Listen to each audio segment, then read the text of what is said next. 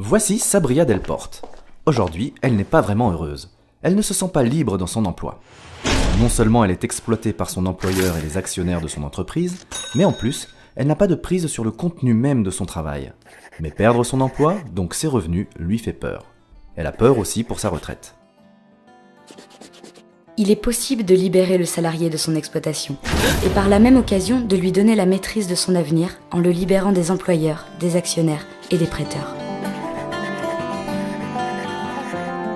Le réseau Salariat propose d'y parvenir en se basant sur la cotisation sociale et la qualification personnelle. Voici comment.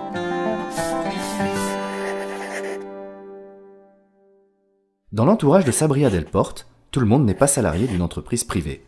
Son compagnon, Cyril, médecin, travaille dans un cabinet en ville.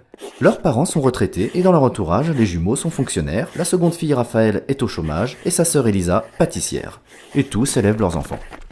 Tous perçoivent un salaire, que ce soit sous forme de salaire direct ou de revenus variables, de pension, d'indemnité de chômage, d'allocation familiale. Ces salaires sont la reconnaissance qu'ils sont producteurs de valeur économique.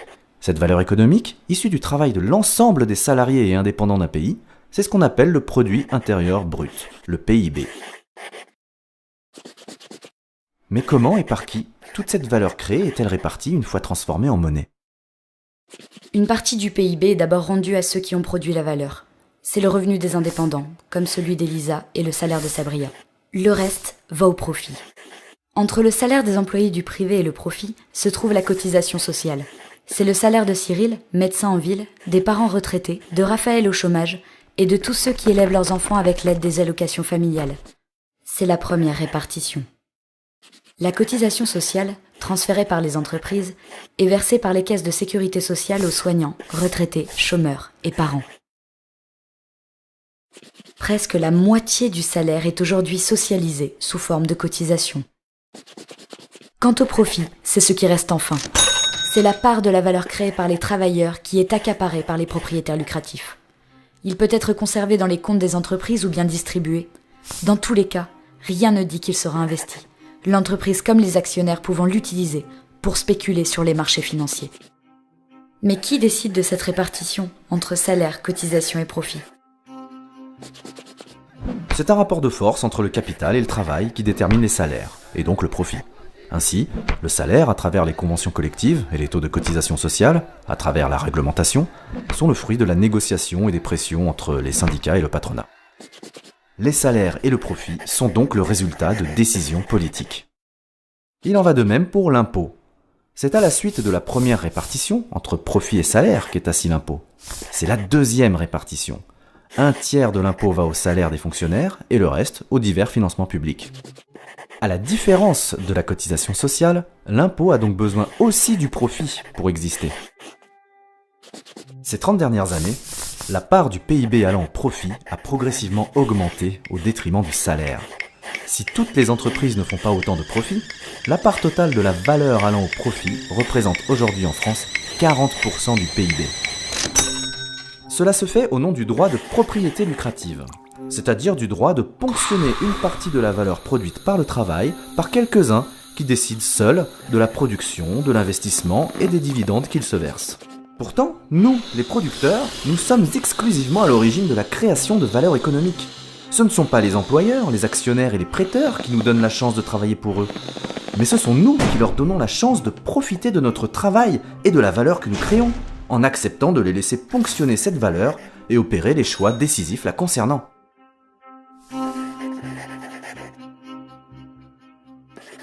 Pour les propriétaires lucratifs, le salaire et la cotisation sociale sont autant de coûts du travail et de charges sociales à réduire pour augmenter leurs profits. Et c'est aussi pour payer ou augmenter les dividendes que les actionnaires ne font pas d'investissement ou les réalisent à des fins exclusives de rentabilité, comme par exemple en délocalisant. C'est la lutte du profit contre le salaire et la cotisation, la lutte d'une classe, minoritaire mais disposant des titres de la propriété lucrative, contre la classe des salariés, jugée incapable d'assumer son destin.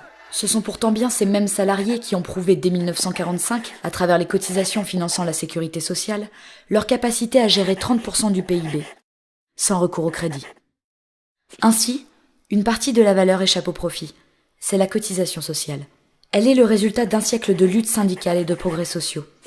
Mais le patronat a gagné le droit de la gérer à parité avec les salariés, alors que ces derniers en avaient la maîtrise jusqu'en 1967, et il a obtenu le gel total des taux de cotisation depuis 1995. L'enjeu est énorme. Immédiatement répartie, sans jamais passer entre les mains des propriétaires lucratifs, la cotisation sociale permet de reconnaître aujourd'hui même la valeur du travail des retraités, des soignants, des parents et des chômeurs.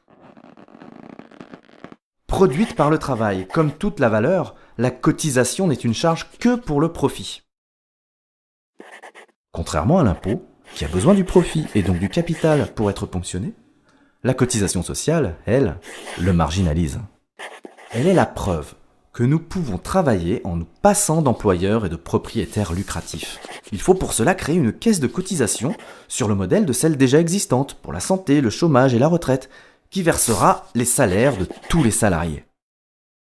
En finançant tout le salaire, la cotisation peut nous libérer de l'emploi aliénant et de la propriété lucrative, et libérer aussi les entrepreneurs de leur fonction d'employeur. Mais ce n'est pas tout. La cotisation permet aussi de financer, par exemple, la construction d'hôpitaux publics. Elle prouve ainsi qu'elle peut aussi assumer l'investissement. Elle est donc aussi la preuve que, nous les producteurs, pouvons non seulement maîtriser les salaires sur le modèle des caisses de sécurité sociale, mais aussi l'investissement, en créant une caisse de cotisation économique, rendant le crédit et les prêteurs inutiles. Elle serait exclusivement dédiée à l'investissement, contrairement au profit aujourd'hui. La propriété lucrative étant ainsi abolie, chacun peut devenir propriétaire de ses outils de travail et de ses biens, en généralisant la propriété d'usage.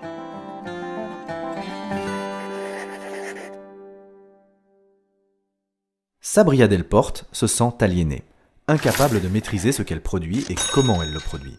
Pourtant, grâce à sa convention collective, inventée il y a 60 ans, elle porte une qualification professionnelle. La qualification professionnelle, ce n'est pas le métier. Le métier de Sabria, c'est laborantine. Sa qualification, c'est technicienne.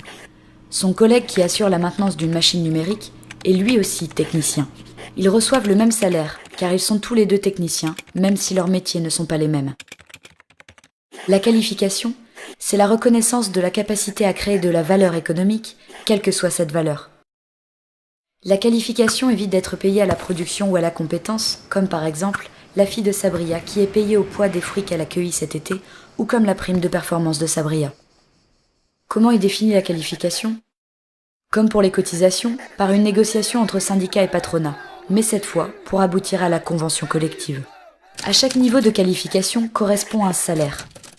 C'est pourquoi la qualification possède un caractère politique fort. Actuellement, dans les entreprises privées, la qualification est attribuée au poste de travail. C'est-à-dire que si le travailleur perd son emploi, il n'a aucune garantie de retrouver un poste avec la même qualification. En revanche, dans la fonction publique ou à la retraite, la qualification est attribuée à la personne et celle-ci ne peut la perdre. Les fonctionnaires ont un grade, irrévocable et ne pouvant que progresser. Les retraités touchent une pension liée à leur ancienne qualification, irrévocable aussi. Les millions de fonctionnaires et de retraités nous montrent donc que l'on peut recevoir un salaire à vie qui reconnaît notre qualité de producteur de valeur sans passer par le marché du travail. À travers un droit universel à la qualification personnelle, nous pouvons étendre ce droit au salaire à vie à l'ensemble de la population. Ce droit peut devenir constitutionnel. Attribué à 18 ans, il fera de nous des majeurs économiques, comme le droit de vote fait de nous des majeurs politiques. Ceci signifie, outre la fin du chômage et le salaire à vie, la capacité reconnue à tout à chacun de maîtriser ce qu'il produit, de revisiter le comment et le pourquoi de son travail. La qualification personnelle ne pourra que progresser.